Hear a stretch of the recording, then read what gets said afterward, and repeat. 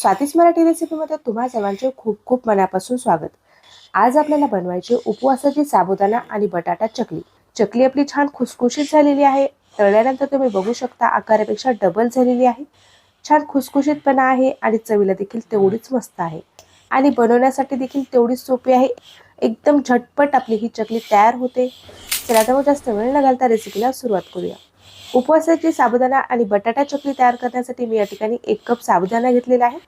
चकली तयार करताना आपण बारीक साबुदाणा वापरल्यामुळे आपली चकली करताना तुटणार नाही। बारीक साबुदाणा घेतल्यामुळे आपली चकली एकदम छान तयार होते। त्यामुळे मी या ठिकाणी बारीक असलेला साबुदाणा घेतलेला आहे। हा साबुदाणा भिजण्यासाठी देखील जास्त वेळ लागत नाही। अर्ध्या घंट्यामध्ये आपला हा साबुदाणा भिजून तयार होतो।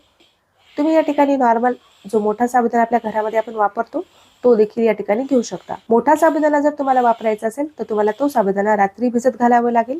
मी या ठिकाणी बारीक साबुदाणा घेतलेला आहे। भिजण्यासाठी जास्त वेळ लागत नाही। फक्त अर्धा घंटा आपल्याला हा साबुदाणा भिजू घालून घ्यायचा आहे। साबुदाण्यामध्ये मी पाणी घालून घेतलेलं आहे। साबुदाणा मी छान 2 पाण्याने स्वच्छ असा धुवून घेतलेला आहे। आता साबुदाणा पूर्णपणे पाण्यामध्ये बुडेल एवढं पाणी मी यामध्ये घालून घेतलेलं आहे। अर्ध्या घंट्यासाठी मी हा साबुदाणा भिजण्यासाठी बाजूला ठेवला होता। आपला जो साबुदाणा आहे तो एकदम छान भिजलेला आहे।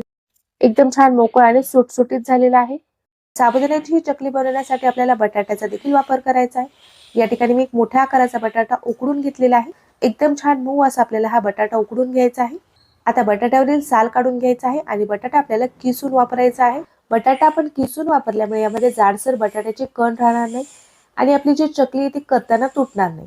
तुम्ही पावभाजी मॅशरने बटाटा मॅश करून घेऊ शकता। आता या ठिकाणी बटाटा मी पूर्ण किसून घेतलेला आहे। आता साबुदाणा देखील आपला भिजलेला आहे आणि बटाटा देखील आपण या ठिकाणी किसून घेतलेला आहे। आता कढईमध्ये आपल्याला पाव कप पाणी घालून घ्यायचं आहे। ज्या भांड्याने आपण साबुदाणा मोजून घेतलेला आहे त्याच भांड्याने आपण पाणी देखील या ठिकाणी मोजून घेतलेलं आहे। 1 कप साबुदाण्यासाठी आपल्याला पाव कप पाणी घ्यायचं आहे। पाण्यामध्ये आपल्याला अर्धा चमचा लाल तिखट घालून घ्यायचं आहे। चवीपुरतं मीठ घालून घ्यायचं आहे। पाण्याला आपल्याला छान उकळी येऊ द्यायची आहे आणि त्यानंतर आपल्याला यामध्ये साबुदाणा घालून घ्यायचा आहे। या पद्धतीने जर तुम्ही साबुदाणा शिजवून घेतला तर आपली जी साबुदाण्याची चकली आहे ती एकदम छान खुसखुशीत तयार होते। आकारापेक्षा डबल फुलते। आपला जो साबुदाणा आहे तो दाताखाली कचकच लागणार नाही। साबुदाणा छान वाफला देखील जातो। साबुदाणा आपल्याला पाण्यामध्ये छान असा मिक्स करून घ्यायचा आहे। अशा पद्धतीने आपण पाण्यामध्ये लाल तिखट टाकून घेतल्यामुळे चकली खाताना चटणीचा ठसका देखील आपल्याला लागणार नाही। त्यामुळे या पद्धतीने एकदा तुम्ही नक्कीच चकली तयार करून बघा।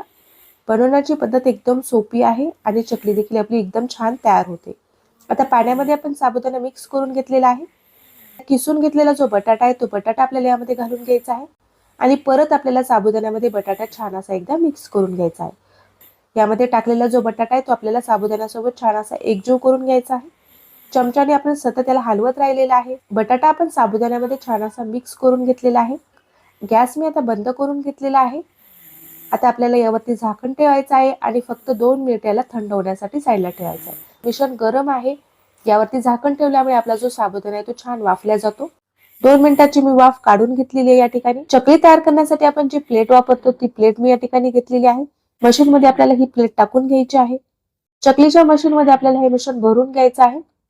मशीन आपल्याला बंद करून याच्या चकल्या तयार करून घ्यायच्या। एका टेबलवरती मी प्लास्टिक शीट पसरून घेतलेली आहे।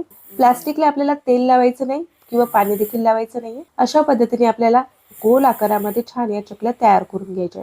तर बघू शकता तुम्ही सहजरित्या या चकल्या तयार होत आहेत आणि आपली जी चकली आहे ती करताना अजिबात तुटत नाहीये। मस्त गोल गरगरीत आपल्या या चकल्या तयार होत आहेत।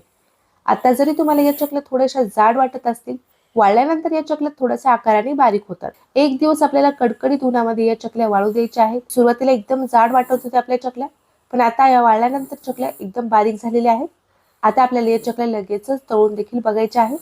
तर कढईमध्ये आपण तेल गरम होण्यासाठी ठेवलेलं आहे। तेल आपल्याला एकदम छान गरम करून घ्यायचं आहे। तेल छान गरम झालेलं आहे। तेलामध्ये मी एक चकली सोडून घेत आहे। आपली जी चकली आहे ती तेलामध्ये छान अशी फुललेली आहे।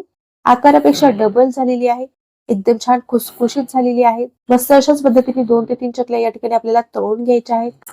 तर चकल्या बघू शकता तुम्ही मस्त अशा तळलेल्या आहेत। रंग देखील एकदम छान आलेला आहे।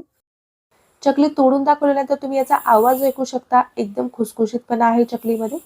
मस्त खुसखुशीत अशी आपली ही उपवासाची साबुदाणा आणि बटाटा चकली तयार झालेली आहे। तर तुम्हाला आजची ही रेसिपी कशी वाटली ते मला कमेंट करून नक्कीच कळवा। व्हिडिओ जर आवडला असेल तेवढ्याला लाईक करायला विसरू नका।